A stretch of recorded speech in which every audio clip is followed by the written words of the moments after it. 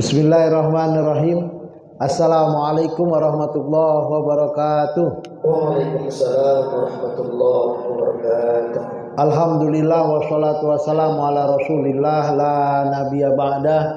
Tak jemu-jemunya kita bersyukur pada Allah subhanahu wa ta'ala, masih memberikan kepada kita nikmat terbesar dalam hidup ini, nikmat menjadi seorang muslim, beriman, bertakwa, beramal soleh, yang dilaksanakan dengan, yang diwujudkan dengan melaksanakan sholat zuhur berjemaah tadinya, sekarang iktikaf tadarus Al-Quran. Ini adalah anugerah terbesar dan tidak semua orang mendapatkannya. Maka tiada kata kecuali alhamdulillahi rabbil alamin. Shalawat dan salam kita sampaikan kepada Nabi Muhammad sallallahu alaihi wasallam, uswatun kita, teladan kita, yang mengajarkan kepada kita bagaimana menjadi manusia yang beruntung. Beruntung kalau hari ini lebih baik dari hari kemarin. Beruntung kalau hari esok lebih baik daripada hari ini, yang disebut dengan fahuwa robih. Inilah dia, kita generasi yang beruntung karena bertambah usia, mudah-mudahan bertambah pula iman dan amal kita. Terima kasih kita kepada BKM kita, imam masjid, terima kasih kepada Bapak Ibu, terima kasih kepada pengurus yang telah memfasilitasi kepada kita ruang yang nyaman, ada kuih-muih pula. Ya, disilahkan dicicipi, mudah-mudahan kita bisa sama-sama mengkaji sampai akhir kajian kita yang kurang lebih nggak sampai 1 jam. Tema kita hari ini 3 inspirasi dari kisah masa lalu. Surat Ghafir, surat ampunan, surat ke-40 ayat 82 sampai dengan 85. Mari sama-sama kita membaca firman Allah Subhanahu wa taala agar kita didekatkan kepadanya, dijauhi dari gangguan setan, dijauhi dari rasa kantuk dan rasa tidak peduli. A'udzubillahi minasyaitonirrajim. Bismillahirrahmanirrahim.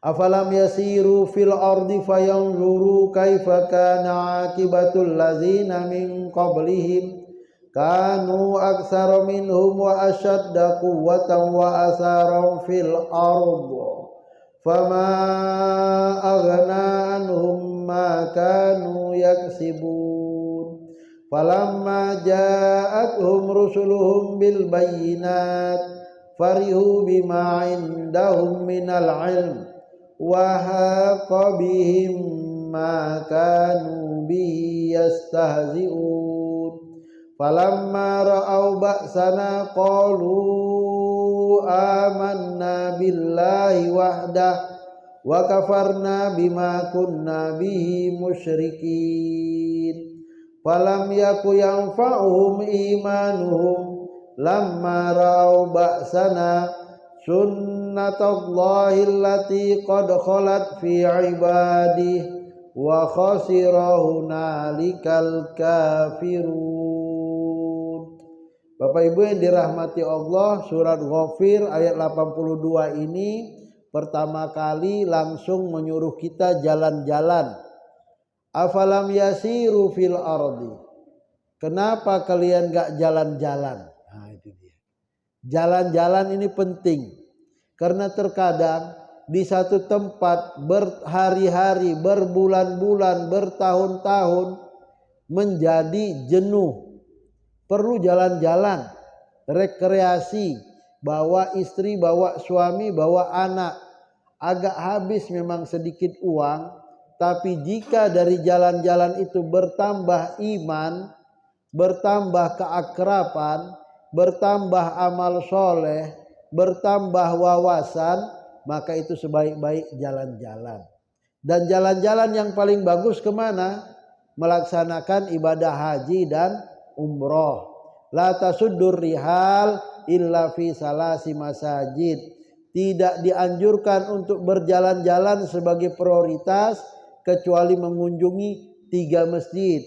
Masjidil Haram, Masjidil Haza atau Masjid Nabawi, wa Masjidil Aqsa. Nah, kalaupun belum sampai ke 3 masjid ini, pertama kali kita datang ke masjid yang kita ada sekarang inilah.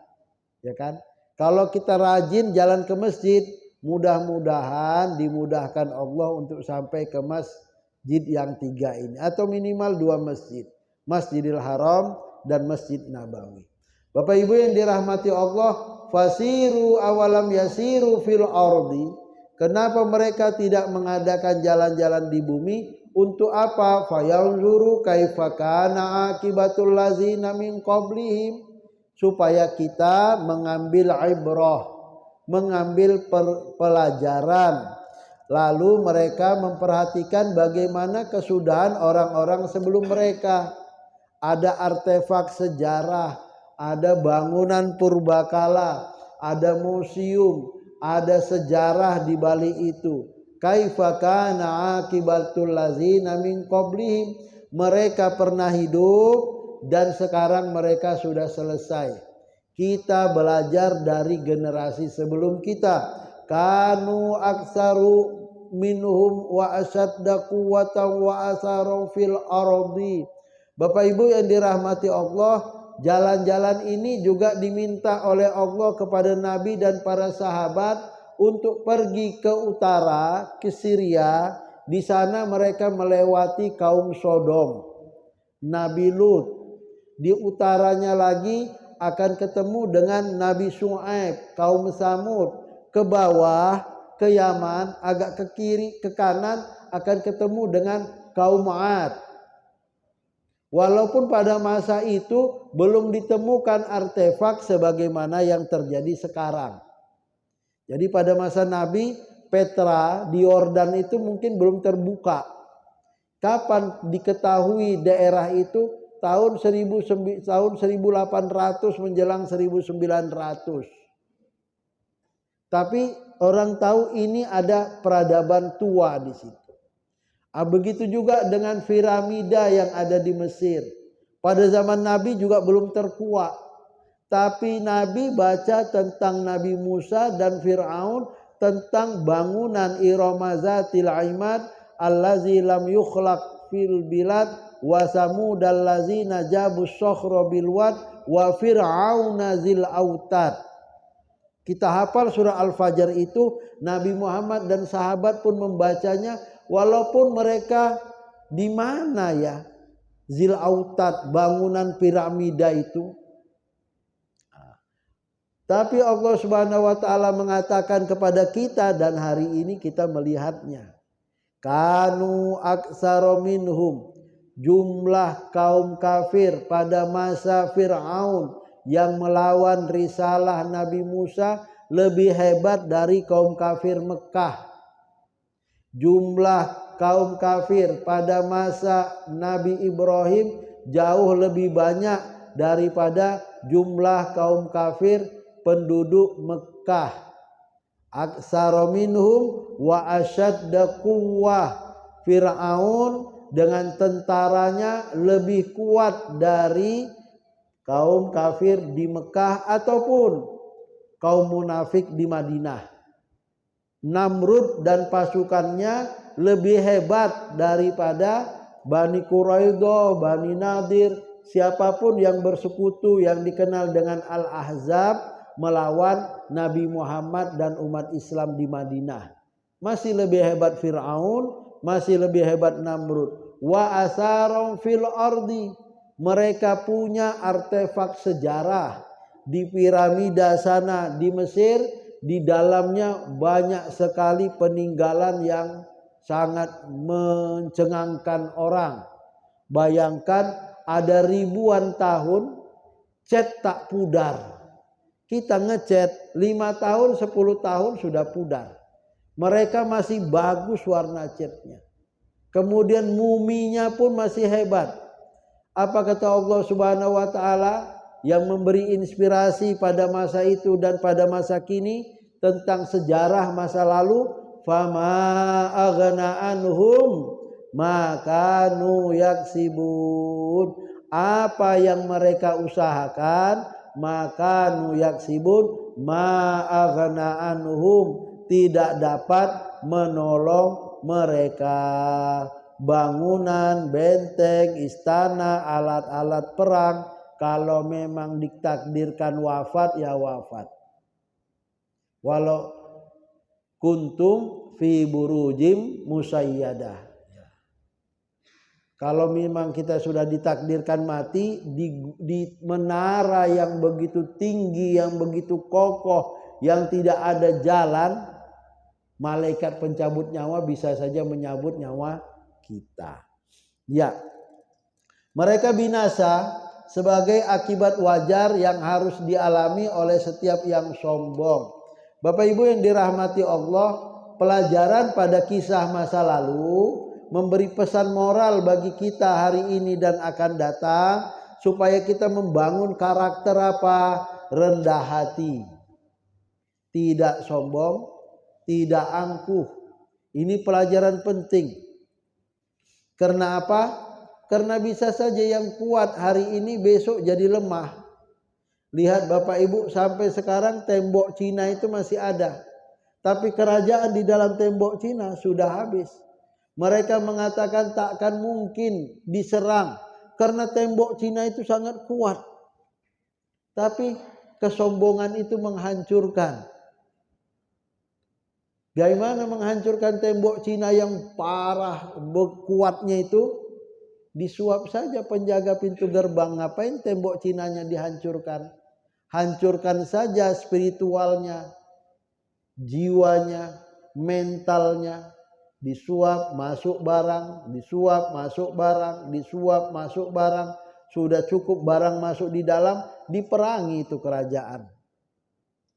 Inilah dia keangkuhan, inilah dia kesombongan, inilah dia tidak ada integritas.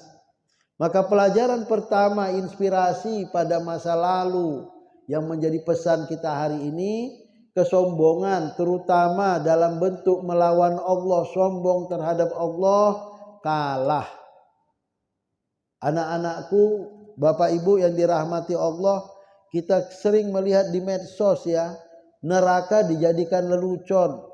Jangan main-main sama azab Allah. Sebagian orang di hari ini ada yang menjadikan neraka bahan candaan, olokan dalam konten. Padahal siksanya bukanlah hal yang pantas untuk ditertawakan. Ingatlah peringatan keras ini. Apa kata mereka? Ya zaman sekarang takut neraka. Alailah. Ya kan? Saya mau masuk neraka. Sampai begitu-begitu kontennya. Saya adalah penghuni neraka nomor 1. Kenapa? Nah, ini orang canda tidak pada tempatnya ya. Ya. Falamma ja'atuhum rusuluhum bil bayyinat farihu bima indahum minal ilmi.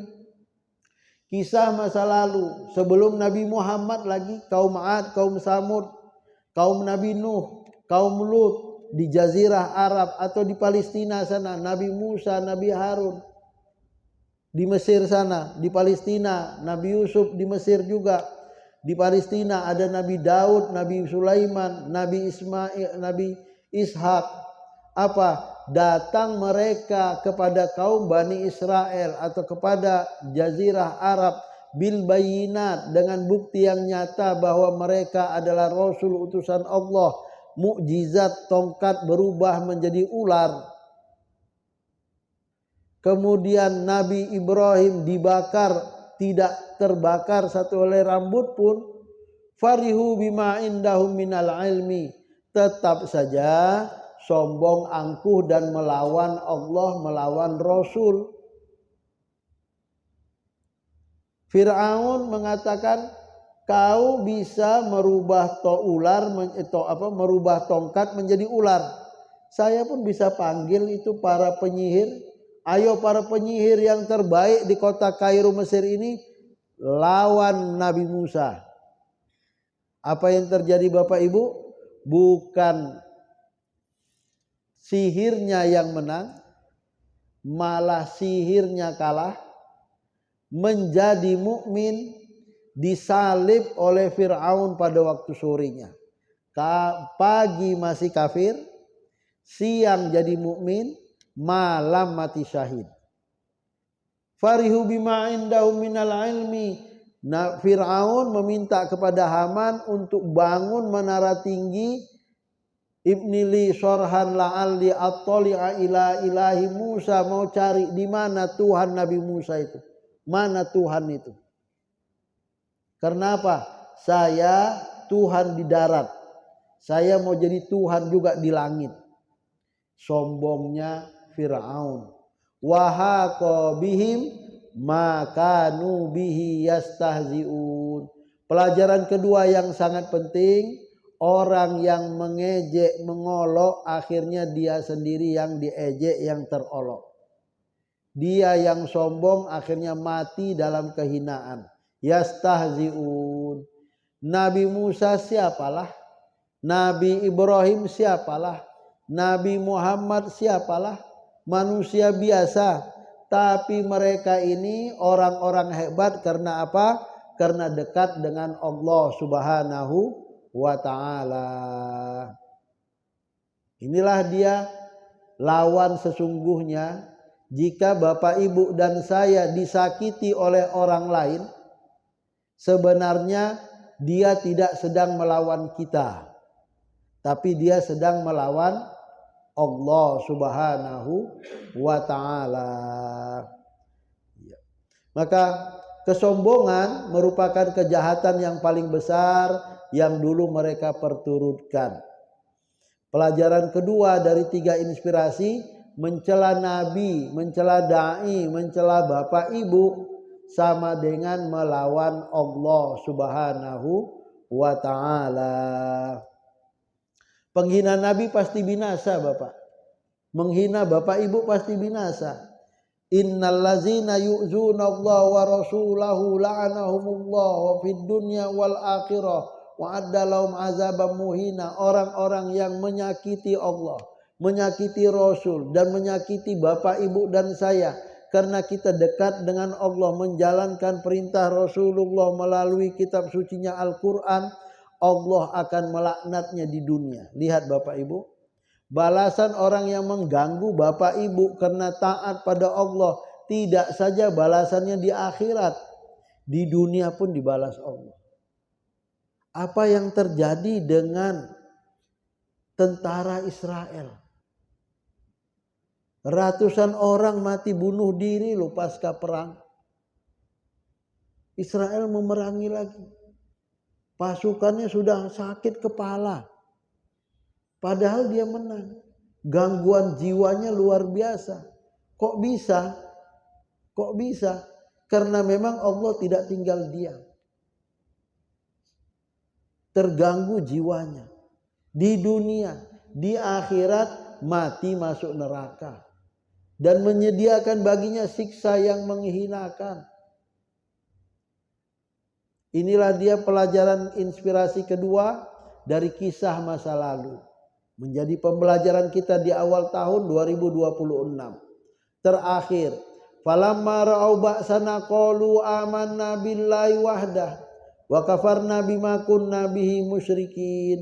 Ketika akhirnya kaum kafir, orang-orang yang melawan Allah dikasih tahu untuk beriman tak mau, akhirnya melihat siksa, melihat azab kami, ba'sana qalu, mereka berkata amanna billahi wahdah, kami beriman kepada Allah Tuhan satu-satunya, wa kafarna bima kunna bihi musyrikin, kami enggak percaya dengan Tuhan-Tuhan yang kami sembah dulu. Tapi sudah di neraka. Tapi sudah masuk neraka. Jadi inilah yang dikenal sesal kemudian di akhirat tiada guna. Ini pelajaran ketiga. Ya. Mereka sudah wafat dan tidak bisa lagi kembali. Bapak Ibu, cerita masa lalu uniknya Allah mau lompatkan kita cerita masa depan. Dari bagaimana Fir'aun, Namrud, kemudian Allah tunjukkan kepada kita Fir'aun, Namrud ini ke depannya mati masuk neraka, mengucapkan la ilaha illallah tiada guna. Inilah dia Al-Quran. Inilah dia kitab suci kita. Bagaimana kita dibangunkan oleh Allah hidup sekali ini bukan hanya untuk hari ini. Tapi hidup sehari ini jangan sampai mati masuk neraka dan tidak ada guna, sesal di dalamnya. Terakhir ayat 85, falam yaku yanfa'uhum imanuhum. Berzikir pun sejuta kali dalam satu hari di neraka gak ada gunanya. La ilaha illallah, la ilaha illallah, la ilaha illallah. Dikasih tahu hari ini biar Bapak Ibu dan saya berzikirlah. Amanna billahi wahdah. Dan itu masih bermanfaat. Tapi nanti di neraka tak ada manfaatnya. Yanfa'uhum imanuhum lamma ra'au ba'sana, karena sudah masuk neraka. Sunnatullah, Bapak Ibu yang dirahmati Allah, inilah aturan main Allah. Inilah dia sunnatullah, inilah kode etik alam. Yang beriman mati masuk surga, yang kafir mati masuk neraka. Kesombongan, keangkuhan bukan aset terbaik yang perlu kita pertahankan. Allati qad khalat fi ibadihi, ini aturan main universal, dulu, sekarang dan akan datang. Beriman di surga, kafir di neraka, sombong di neraka, rendah hati di surga. Wa khasira hunalikal kafirun. Bapak Ibu kok cerita-cerita kafir ya? Memang akhirnya kafir, mau kayak mana lagi? Rugilah. Hunalika, nanti orang-orang kafir. Sekarang rugi enggak? Sekarang juga rugi. Tapi rugi yang sesungguhnya di neraka. Boleh jadi Bapak Ibu merasa rugi di dunia ini. Tapi kalau kita dekat dengan Allah, rugi itu tak ada apa-apanya. Karena masuk surga. Maka sudah berulang kali manusia diberi kesempatan, berulang kali pula mereka menolak. Bila sudah sangat terlambat dan sebenarnya bila keadaan sudah tak berarti lagi, baru mereka bersedia beriman. Dulu di dunia ngapain saja. Yang demikian sudah tak ada gunanya. Allah tak dapat menerima hal-hal yang tak ada artinya. Ia hendak melatih membersihkan niat kita selama Bapak Ibu dan saya hidup di dunia ini. Akibat ketidakpatuhan dan pendurhakaan mereka, maka mereka pun benar-benar hancur di neraka. Maka yang ketiga, inspirasi terakhir, iman di neraka saat azab telah datang tidak berguna lagi. Surga bagi Bapak Ibu dan saya yang beriman dan beramal soleh. Allazina amanu wa amilu sholihati tubalahum, yang beriman beramal soleh top. Tubalahum wa husna ma'ab, tempatnya paling baik surga. Inilah dia yang dapat kita ambil di 25 menit kita mengudara. 3 inspirasi dari kisah masa lalu, lompat ke kisah masa depan. Yang pertama, melawan Allah pasti kalah. Berimanlah. Gak ada gunanya kita melawan Allah.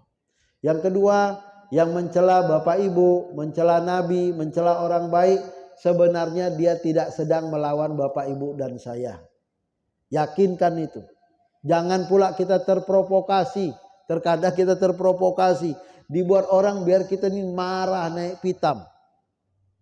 Tapi sebenarnya dia sedang melawan Allah. Nah, berita bagaimana Iran gitu ya. Dunia Islam terprovokasi. Untunglah Arab Saudi masih waras. Amerika, kalau kau serang Iran, habis ini dunia ini. Kenapa? Selat Hormuz itu selat yang paling sempit, akan mempengaruhi 1/5 minyak dunia. Rusak ini negara. Jangan kau lewatkan pesawatmu di atas negara. Masih waras Arab Saudi.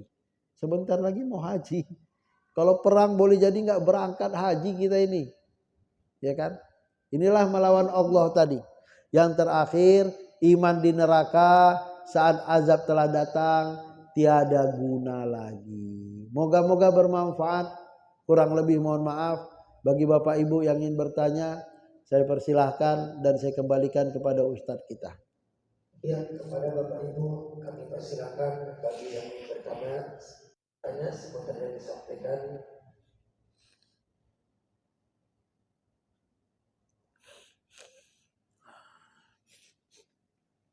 Nah, harus nanya lah.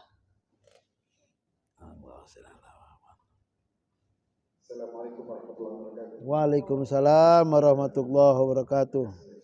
Sama-sama. Tadi ada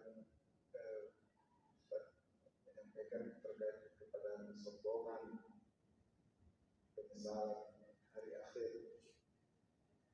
Jadi kami teringat dengan surah Al-Mu'minun ayat 99. Ada beberapa salah satunya kami bacakan dari syaitan hatta idza jaa ahadakumul maut qala rabbi irji'un la'alli a'malu salihan fima tarak kalla innaha kalimatun huwa qailuha wa min wara'ihim barzakhun ila yaumil ba'ts. Salah satu katanya kan keinginan yang optimal dari orang yang sudah meninggal itu adalah kebahagiaan di dunia untuk memperbaiki apa-apa yang telah lewat. Jadi mungkin tak jauh-jauh kita tiap Kamis mengadakan pengajian di tempat kita ini. Dikasih kata datangkan guru-guru yang berkualitas, diberi juga sekedar panganan, tapi animo kurang. Kalau Jumat perlu Islam mesti sampai ke atas, malah di tanggal-tanggal pun ada yang sholat. Tapi kalau di ada pengajian kami juga di masjid kami begitu juga Ustaz. Ada masjid kami di berangkat sana juga. Rata-rata pengajian apalagi kalau mengkaji membaca kitab sepi bagaimana Ustaz. Apakah ini karena kesombongan atau ketidaktahuan atau merasa cukup? Inilah kadang-kadang yang kami juga berpikir bagaimana caranya supaya umat ini mau terhadap agama ini. Memang ada disclaimer dari Allah. Ayurillahu bidini yufaqihu. Tapi belakangan ini kan lihat agak sulit kita mengajar. Tapi memang ada juga yang berhasil. Seperti yang di Jogja sana, Jogja meninggal ini, kalian. Tapi kayaknya memang berat. Entah kendalanya memang mungkin kendala yang kami sendiri atau memang bagaimana. Assalamualaikum warahmatullahi wabarakatuh. Waalaikumsalam warahmatullahi wabarakatuh. Terima kasih atas pertanyaannya, dan ini sebenarnya himbauan ya, agar kita memakmurkan masjid yang sudah difasilitasi. Bapak Ibu yang dirahmati Allah, puncak dari jauh dari agama. Sekarang kita lihat bagaimana anak SD perempuan pakai jilbab loh, umur 12 tahun membunuh mamanya yang juga pakai jilbab. Laki-laki umur 18 tahun kuliah di perguruan tinggi terkenal membunuh ayahnya yang juga dosen di universitas itu loh. Ini kan abai dengan pendidikan agama ya. Jadi anti klimaknya seperti itu. Ngapain ngaji? Ngapain sholat? Ngapain baca Quran? Bapak Ibu, yang ini adalah gunung es. Di bawah itu parah kita ini. Yang jauh dari agama. Seperti itu tuh bisa saja terjadi. Yang dekat dengan agama saja bisa silap ya. Tapi yakinlah ketika kita sholat berjemaah, ya kan, salim ayah, salim mama, peluk anak kita, habis tadarus baca Al-Quran, kita salaman, baca Yasin bareng, baca Yasin di masjid sama-sama, bawa anak, bawa istri, ngaji. Saya yakin anak itu sopan dengan ayah emaknya. Hormat betul dengan ayah emak. Kalau ayahnya sholat, gak mungkin anaknya yang sholat di sampingnya itu mau bunuh ayahnya. Pakai jilbab iya, tapi kita nggak yakin apakah ini anak dengan mama pernah sholat bareng atau enggak gitu. Jadi apa yang kita perbuat akan menimpa diri kita. Ketika kita coba menjauh dari agama, menjauh dari Allah, menjauh dari properti atau fasilitas yang mendekatkan kita kepada Allah, maka konsekuensinya kita pasti dekat dengan setan. Allahu waliyul ladzina amanu yukhrijuhum minaz zulumati ilan nur walladzina kafaru awliya'uhumut taghut yukhrijunahum minan nuri ilal zulumat. Hidup ini pilihan. Kalau kita enggak dekat dengan Allah, maka kita dekat dengan taghut.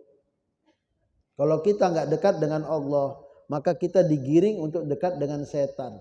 Setan ini mainnya cantik, tapi akhirnya jatuh terjungkal. Nah, jadi kembali kepada siapa sih yang sebenarnya butuh dengan agama ini? Ya kita.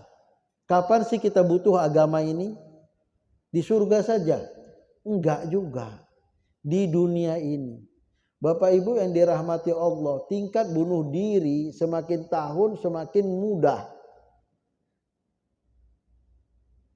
Anak SMP sudah meraih bunuh diri di saat kehidupan yang mungkin lebih enak daripada kita kecil dahulu. Kenapa? Titik stres tinggi. Bagaimana menghilangi stresnya? Ikut ngaji seperti ini. Apakah ini kebutuhan Bapak Ibu saja? Saya juga perlu loh. Ketika kita ngaji, itu kita di reset loh. Di deval. Supaya kembali kepada titik nol. Supaya kita berada pada posisi waras. Tapi kalau nggak ngaji, wah sudah belok-belok ini. Mama marahi abak kakak. Kapanlah mama nggak kubunuh? Udah begitu bahasanya. Kenapa? Yang baik satu, yang jahat ada 9. Yang kita lihat di dunia maya itu. Wah luar biasa Bapak Ibu.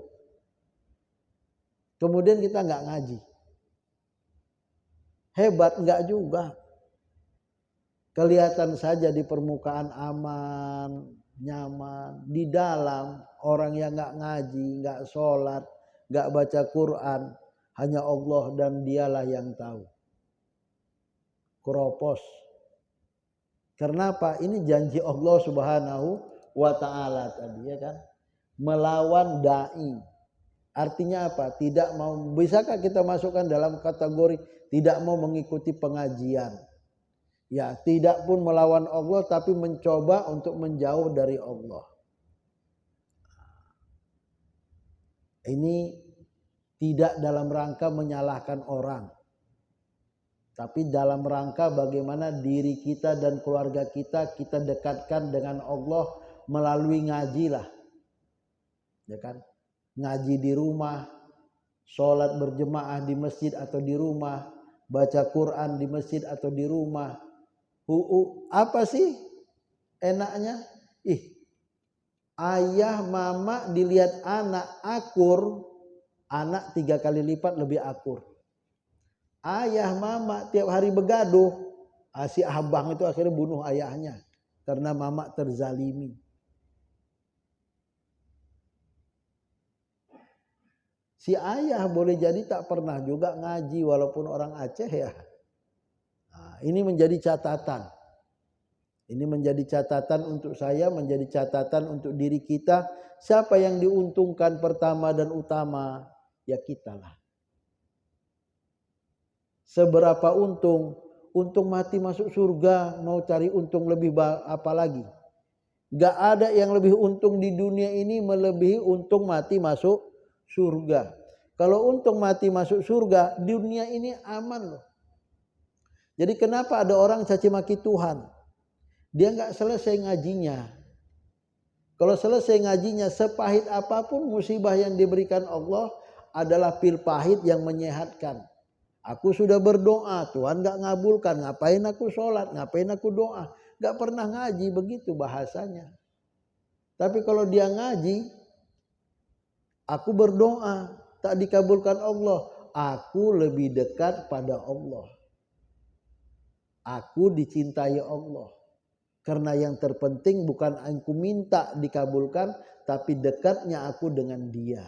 Nah, ini kan bahasa orang yang ngaji. Iya. Maka sebenarnya yang disebutkan tadi surah Al-Mu'minun ayat 99-100 menjadi pembelajaran bagi kita ya. Hatta iza jaa ahadumul maut qala rabbirji'un. Sehingga apabila mereka sudah berada di dalam posisi kematian, ya Allah kembalikanlah aku ke dunia. La'alli a'malu sholiha. Aku mau beramal. Fima taroktu yang dulu aku tinggalkan. Kalla innaha kalimatun huwa qailuha. Sekali-kali tidak. Sungguh itu adalah perkataan yang manis di bibir saja. Karena kalau dia dihidupkan balik, tetap juga seperti dulu. Seperti Fir'aun.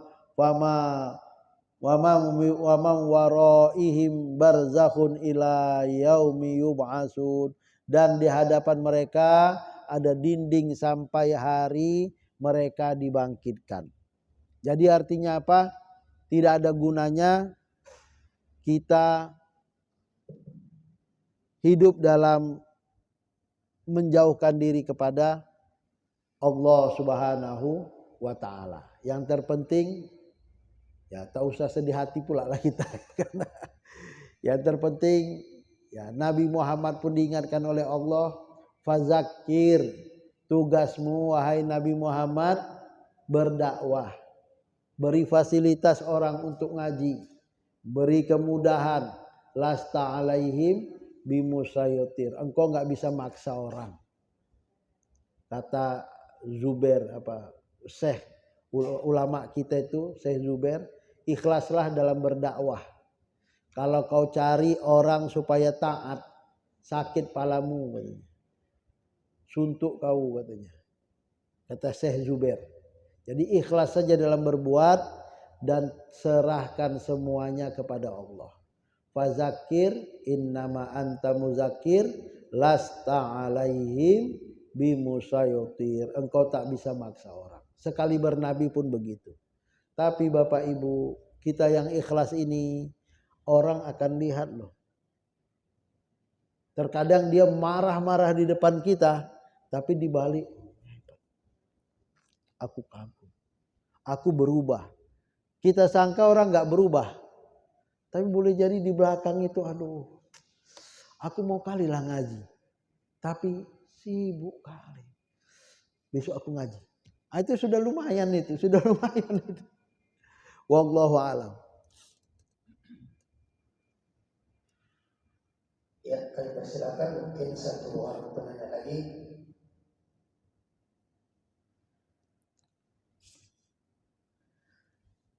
Mungkin cukup Ustaz.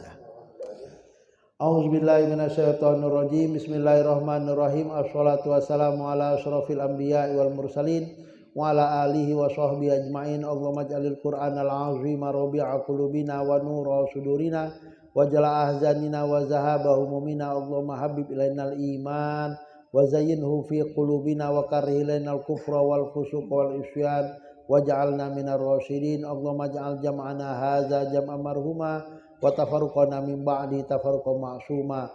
Rabbana ighfir lana wa liwalidayna warhamhuma kama rabbayana shaghira walil muslimina wal muslimat wal mu'minina wal mu'minat al ahya'i minhum wal amwat innaka qaribun mujibud da'wat amin ya qadhiyal hajat. Rabbana atina fid dunya hasanah wa fil akhirati hasanah wa qina azabannar. Subhana rabbika rabbil izzati amma yasifun wa salamun alal mursalin walhamdulillahi rabbil alamin. Taqabbalallahu minkum minna wa minkum taqabbal ya karim. Terima kasih, mohon maaf. Wassalamualaikum warahmatullahi wabarakatuh.